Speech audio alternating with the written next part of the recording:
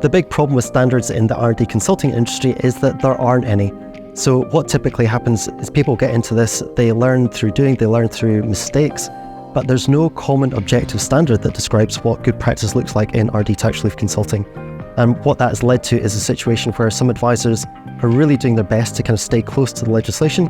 Others are kind of really have been running amok. And that's forced HMRC into quite a draconian kind of approach to get back on this and enforce some standards purely because none exist.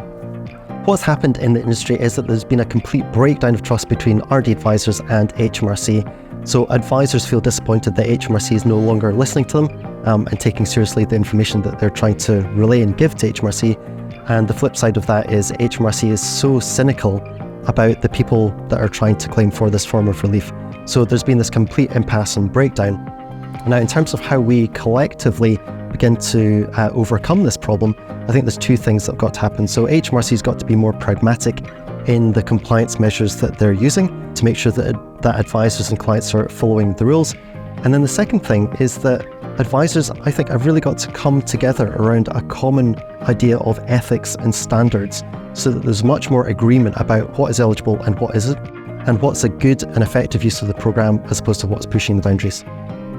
Personally, I think the solution to this is all about certification and qualification of advisors, so that people have got an objective way of showing the market that they have taken training, that they're competent to deliver this form of advice, and that they've got a really good understanding and are taking an ethical approach in preparing claims.